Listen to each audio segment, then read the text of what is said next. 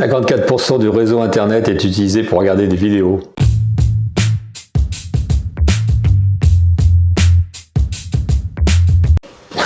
Alors, 54% du réseau, je ne sais pas ce que vous en pensez, mais utilisé pour regarder des vidéos, la majorité, c'est des chats, c'est des gags, ou c'est des pranks, ou c'est pas super intéressant.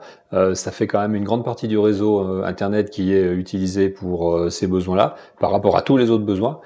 Et on va voir pourquoi et comment en fait ces usages se sont développés ces dernières années. Et ça, je me base sur une étude de l'ARCEP qui est sortie en juin 2024.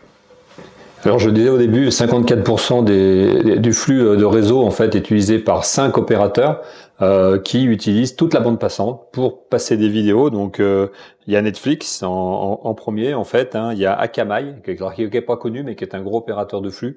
Il y a Amazon, il y a Google et il y a Meta. Et après en fait il y a plein de petits réseaux pour faire les 50 autres pourcents si on arrondit. Donc c'est quand même assez dramatique de voir que la majorité du temps qu'on passe devant nos écrans quand on est connecté, c'est pour regarder ce genre de vidéos par rapport à tout le reste du contenu qui peut être créé sur le réseau, mais surtout par rapport à tout ce que ça nécessite pour que ces flux soient disponibles en permanence en temps réel. Et ça, c'est un grand défi pour les opérateurs téléphoniques, alors Free, Orange, Bouygues, qui doivent adapter sans arrêt leur réseau à la hausse de ces volumes, puisque en plus, les volumes augmentent de 2% par an. Les besoins de réseau Internet augmentent de 2% par an, mais quand on se concentre sur la partie qui concerne les vidéos, là, la hausse, elle a été de 21% cette dernière année.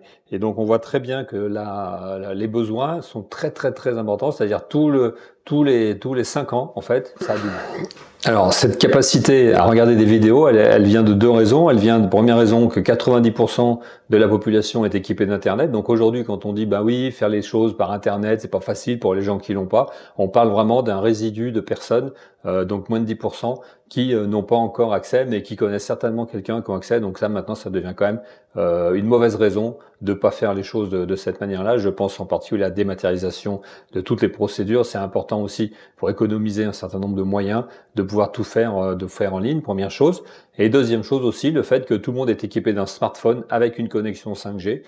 Donc ça, c'est pas encore le cas. Par contre, tout le monde a un smartphone et donc la plupart de ses besoins se font via un smartphone. Et quand on a la 5G, donc la courbe est en hausse, eh bien, ça rajoute encore la capacité à regarder beaucoup de vidéos puisque ce réseau-là est fait pour ça. Alors, il y a un autre phénomène aussi qui est vu dans l'étude, c'est que 30% de la population a une enceinte connectée. Alors moi, ça m'a étonné parce que, bon, déjà, j'en ai pas, donc je me dis, bon, c'est que ça intéresse pas les gens, mais ça fait quand même beaucoup de gens qui en ont acheté. Je sais pas ce qu'ils font avec parce que pour moi, il n'y a pas de service vraiment utile. Si c'est pour demander la météo ou l'heure, bon voilà, on a déjà tout sur le téléphone, hein, une fois de plus, mais surtout en fait les jeunes à 61%, ils ont une enceinte connectée, alors, soit pour eux-mêmes, donc dans leur foyer, et ça c'est une proportion très importante. Ça démontre que eux ils ont compris à quoi ça pouvait leur servir, ou en tout cas ils trouvent un service, ne serait-ce que pour éventuellement écouter de la musique depuis l'enceinte connectée.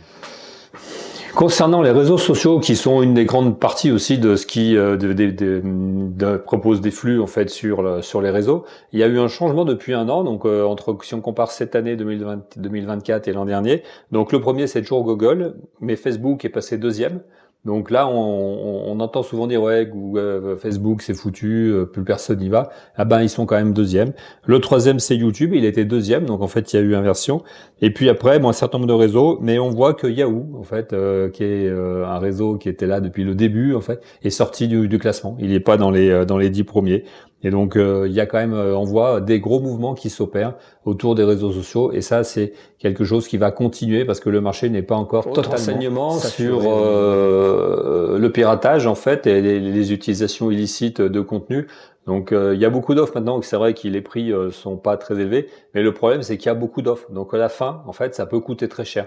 Et donc il y a encore plus de 20% des matchs de sport, enfin des événements sportifs et des films qui sont regardés de manière illicite, donc sur différents types de plateformes que je vais pas énumérer là parce que de toute façon ceux qui le font connaissent.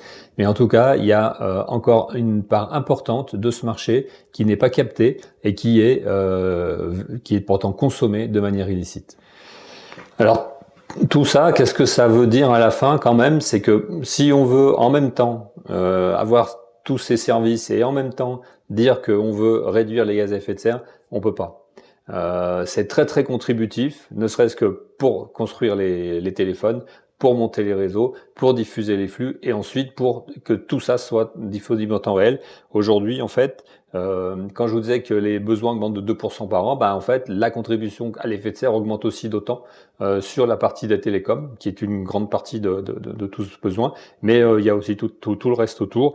Et là, on touche un vrai problème, c'est que en fait, jusqu'où ça va aller, jusqu'où on va faire de l'inutile en utilisant les réseaux et en utilisant Internet. C'est une vraie question qui se pose et c'est une question sur laquelle le législateur va se pencher, c'est déjà commencé, en interdisant un certain nombre de choses et éventuellement en interdisant les forfaits illimités, en interdisant de regarder un certain nombre de vidéos. Il y a des gens qui proposent des forfaits pour voyager en avion, tant de voyages par an. Un jour peut-être vous aurez 2 vidéos par jour, pas plus. Et ça, en effet, faudrait pas quand même arriver jusque-là, mais les textes qui se mettent en place contribuent à me laisser penser que la direction, elle est déjà prise.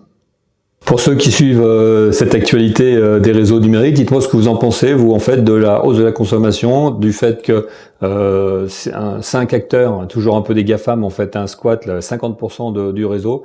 C'est un peu des passagers clandestins sur le réseau, parce que vous payez pour l'accès, et eux, en fait, ils diffusent gratuitement. Je sais pas si vous l'avez bien en tête, pour eux, ça coûte rien. Ça coûte juste de payer les serveurs pour mettre les contenus, mais après, le reste, c'est vous qui le payez. Donc c'est pas gratuit en fait. Voilà. Qu'est-ce que ça vous évoque? Et puis surtout, qu'est-ce que vous pensez de l'opposition entre la sobriété qu'il faut mettre en avant sur tout et dans tous les domaines, et le fait que nous-mêmes on consomme de plus en plus de vidéos à la demande et que ça c'est complètement impossible de concilier les deux aujourd'hui. Sauf si vous avez une solution, mettez-la dans les commentaires.